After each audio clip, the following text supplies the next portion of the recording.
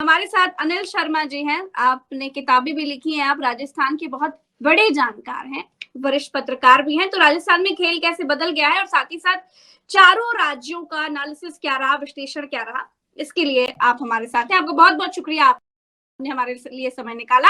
Anil sir, दर्शक ये जानना चाहते हैं कि अनिल शर्मा जी का विश्लेषण क्या कहता है। मैं हर राज्य का बारी बारी विश्लेषण आपसे जानना चाहूंगी। सबसे पहले मैं विश्लेषण जानना चाहूंगी आपसे राजस्थान का, कि राजस्थान में क्या रहा, क्योंकि ये कहा जा रहा था कहीं ना कहीं कि रिवाज इस बार हो सकता है कि ना बदले। क्या कहेंगे सर?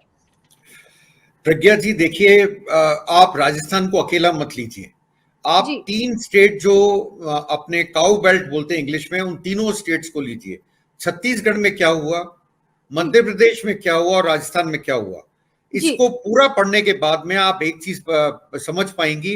हवा एक तरफ चली और उस हवा को कोई भी नहीं पकड़ पाया, इंक्लूडिंग मी। मैं तो अपने आप को भी सबसे पहले कहता हूं कि मेरी समझ के भी परे है रिजल्ट जो आया है, क्योंकि मुझे लगता था कांग्रेस बेटर परफॉर्म करेगी, अगर जीतेगी नहीं तो भी 90-95 मतलब नेक टू नेक फाइट होगी राजस्थान में, पर वो नहीं हुई और अल्टीमेटली बीजेपी अच्छा स्कोर लेके आई। इसको आपको टोटलिटी में देखना पड़ेगा। जहां बिल्कुल शर्तिया जीत रही थी कांग्रेस, वो था छत्तीसगढ़, जिसको हर आदमी बोलता था छत्तीसगढ़ में 100% जीतेगी। वहां क्यों हारी? मध्य प्रदेश में इतनी बुरी हार क्यों हुई और राजस्थान में आपकी हार क्यों हुई? उसका कारण मुझे लगता है एक अंडर करंट था जो चल रहा था बीजेपी के फेवर में। कारणों में अभी जाते अपन, पहले अंडर करंट चल रहा था और उसने तीनों स्टेट्स को एक साथ उड़ा दिया हवा के अंदर। एक हवा चली, उसमें कांग्रेस बह गई। सही बात यह है।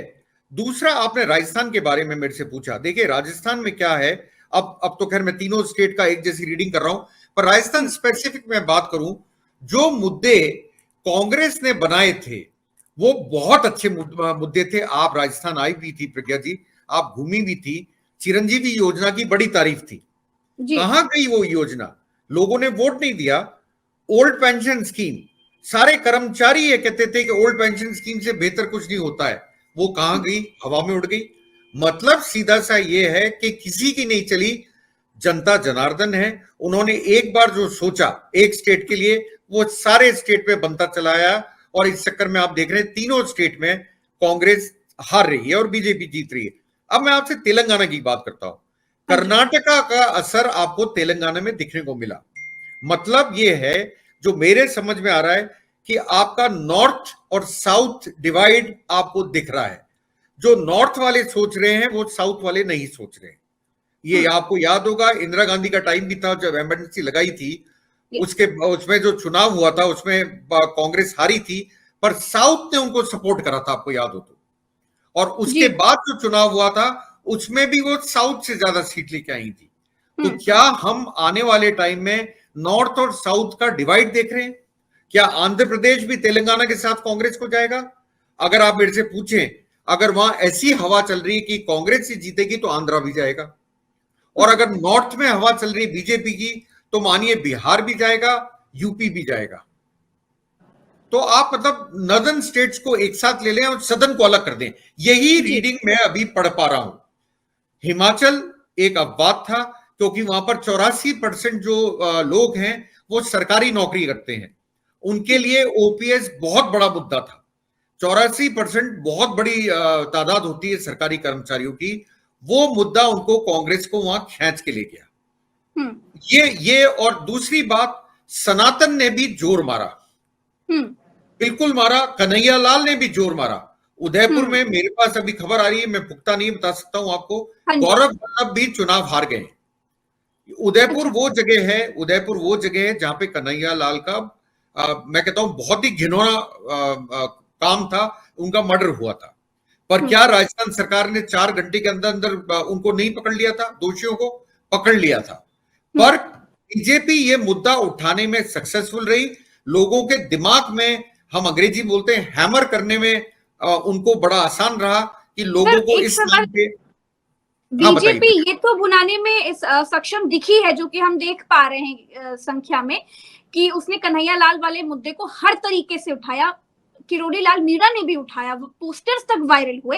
लेकिन क्या कांग्रेस इस बात को उठाने में सक्षम रही कि उन्होंने इतने घंटे के भीतर आरोपियों को पकड़वा लिया? मैं आपको बताऊं, सबसे बड़ी कमजोरी प्रज्ञा जी यहीं आके पता लगती है बीजेपी और कांग्रेस में। कांग्रेस की जो आईटी सेल है या सोशल मीडिया सेल है, वो क्या कर रही थी चुनावों के टाइम पे? क्यों व्हाट्सएप मैसेजेस नहीं गए? क्यों ट्वीट के ऊपर नहीं लाए भी तो बहुत हल्के शब्दों में लाए। तो आपका प्रोपोगंडा मशीनरी जिसको बोलते हैं हम पॉलिटिकल पार्टीज की, कांग्रेस की राजस्थान आईटी सेल को बहुत कुछ सीखना पड़ेगा।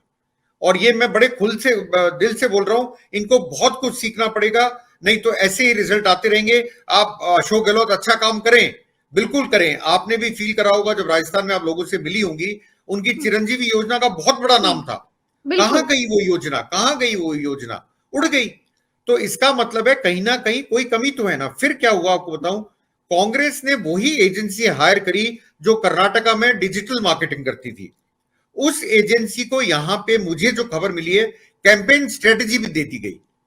एक प्राइवेट एजेंसी का, आपका मतलब कांग्रेस का over dependence on that agency ने आपको चोट पहुंचाई।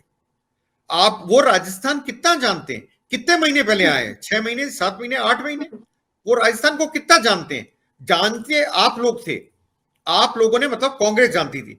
आप लोगों ने क्या इनपुट नहीं दिए उनको, या उन्होंने आपके इनपुट्स को कोई तवज्जो नहीं दी? प्राइवेट एजेंसी को आप हायर तो कर लाए, पर आपको याद होगा कर्नाटका में एक नहीं थे, कर्नाटका में 2 थे। एक तो सुनील कानूगोलू थे, जो कि आजकल पॉलिटिकल शायद एडवाइजर बन गए टू कर्नाटका गवर्नमेंट, वो थे। और दूसरी एजेंसी डिजाइन बॉक्स थी, जिसने राजस्थान में भी काम करा। कुछ रिस्पॉन्सिबिलिटी मैं मानता हूं, ओवर डिपेंडेंस ऑन एजेंसी ने कैंपेन स्ट्रेटेजी में अंतर डाला है। अब ये दिखता है, पर सारी बात का एक सार कि तीनों स्टेट में कांग्रेस ने क्यों लूज करा, मतलब ये है एक हवा थी जिसको हम नहीं पढ़ पाए। छत्तीसगढ़ में क्या देख रहे हैं सर? आपने मध्य प्रदेश का विश्लेषण किया, राजस्थान क्या किया, मैं छत्तीसगढ़ का भी जानना चाह रही हूँ। छत्तीसगढ़ में आप देखिए, छत्तीसगढ़ में जो हुआ वो बहुत चौंकाने वाला है। क्यों? भूपेश बघेल ने भी वैसे ही काम करे थे जैसे अशोक गहलोत ने करे थे। उसके बाद भी वहां चुनाव हारना अपने आप में एक बहुत बड़ा क्वेश्चन मार्क छोड़ जाता है। क्या लोग इतने दुखी थे भूपेश बघेल से? जबकि मैं मानता था भूपेश बघेल एक बहुत सधे हुए चीफ मिनिस्टर थे, जिन्होंने कोई कसर नहीं छोड़ी थी। पर वो अल्टीमेटली, मैं वही बात पे आ रहा हूं, अल्टीमेटली हवा में वो भी उड़ गए। क्योंकि एक हवा चली, एक तो चली आपका हिंदू खतरे में है, सनातन, तुष्टीकरण, महिला अत्याचार और करप्शन। ये 5 चीजें कांग्रेस को उड़ा के ले गई। मध्य प्रदेश का एक बात मैं जरूर बोलूंगा, मध्य प्रदेश में कमलनाथ के ईगो ने, उनके एरोगेंस ने कांग्रेस को हरवाया। किस तरीके से एरोगेंस ने हरवाया अनिल सर? वो किसकी सुनते थे आप मुझे बताइए?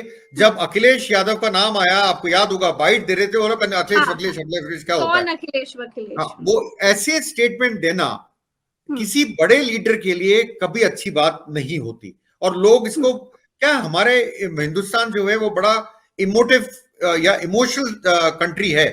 हमारे यहाँ इमोशंस पे और परसेप्शन पे चुनाव जीता जाता है जी। अशोक गहलोत परसेप्शन तो बना पाए, पर इमोटिव इश्यूज को हैंडल नहीं कर पाए। जैसे कन्हैया लाल, उसको हैंडल नहीं कर पाए। नहीं तो क्या इनके पास नहीं था? वसुंधरा राजे जब चीफ मिनिस्टर थी राजस्थान की, आपको याद होगा कि शंभू रैगर केस हुआ था, जिसमें एक अल्पसंख्यक समुदाय के आदमी को इसी तरह कुल्हाड़ी से मार के वीडियो बनाया गया था। क्या कांग्रेस उसको उठा पाई? क्या कांग्रेस ने उसको आगे ला पाई? क्यों नहीं लाई?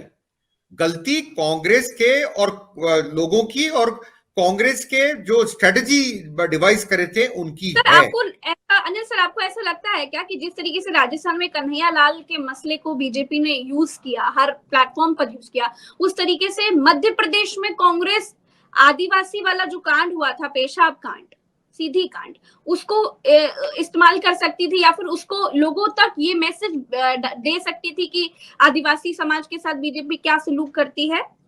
बिल्कुल सही कह रहे हैं आप प्रज्ञा जी। इन्होंने, मैं यही तो कह रहा हूं, ये काम किसका था?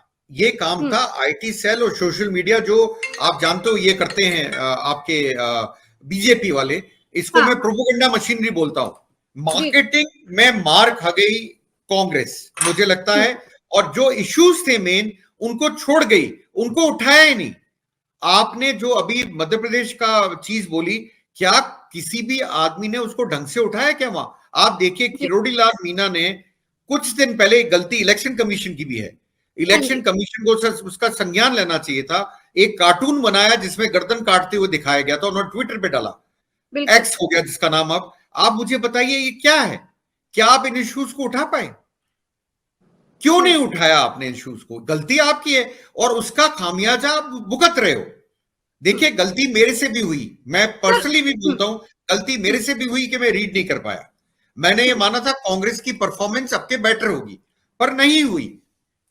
बस एक चीज हुई कि अब के 21 एक चीज मैं और जानना चाहूंगी, जो बात आपने कही कि बहुत सारे एनालिस्ट जो थे, विश्लेषण करता, वो एकदम सटीक नहीं बता पाए, मतलब सटीक निकला नहीं। हालांकि जो आपने और तमाम और वरिष्ठ पत्रकारों ने और पॉलिटिकल एनालिस्ट ने मुझसे या तमाम लोगों से कहा, वो ग्राउंड पर भी दिख रहा था। जो ग्राउंड पर दिख रहा था वो आप बोल रहे थे। एंटी इनकम्बेंसी अशोक गहलोत को लेकर के नहीं थी, वो दिख रही थी। मध्य प्रदेश में क्या कुछ था वो सब कुछ आप लोग ने बताया, लेकिन ये क्या कारण रहा जो इतना कंफ्यूजन रहा? कुछ सामने क्यों नहीं आ पाया, दिखा क्यों नहीं? बीजेपी क्या इतना साइलेंट काम कर रही थी? मैं आपको बताता हूं, आपसे पहले मैं किसी और शो में था, वहां मैंने एग्जाम्पल दिया, अपने ही सीनियर जर्नलिस्ट हैं अजीत अंजुम, वो जयपुर थे, उनका वीडियो मैं आज तक नहीं भूलता हूं। वो किसी एक यंग लड़के का इंटरव्यू ले रहे थे आफ्टर वोट। उन्होंने उनसे पूछा आपने किसको वोट डाला? उसने कहा बीजेपी को। तो उन्होंने पूछा कि बीजेपी को क्यों? क्योंकि कांग्रेस तुष्टीकरण करती है। उन्होंने पूछा कि तुष्टीकरण क्या होता है? कि सचिन पायलट और अशोक गहलोत लड़ते रहे। आप देखिए उसको मीनिंग नहीं पता है, पर तुष्टीकरण उसके दिमाग में घुस गया है। बीजेपी इसमें सक्सेसफुल हुई है, यही मैं आपको बताना चाहता हूं। अपना पॉइंट ऑफ व्यू को इस हद तक ले गई कि लोगों के ब्रेन में घुस गया तुष्टीकरण। तुष्टीकरण मतलब पता है नहीं है, कोई लेना देना नहीं है, और तुष्टीकरण हुआ। ये एक एग्जाम्पल है आपके सामने। ये मैंने वीडियो बड़े ध्यान से देखा और मैंने उसी दिन मेरे को लग गया कि मामला गड़बड़ है। क्योंकि अगर यंग जनरेशन ये बोलती है कि तुष्टीकरण और उसका मतलब नहीं पता, सिर्फ ये पता है दिमाग में तुष्टीकरण, तो उसके लिए आप क्या बोलोगे? मतलब ये है कि ये चीज आपके दिमाग में घुस गई लोगों के, और उससे अंतर पड़ा, और कांग्रेस इसको काउंटर नहीं कर पाई। प्रज्ञा जी। जी, बहुत बहुत शुक्रिया अनिल सर समय देने के लिए।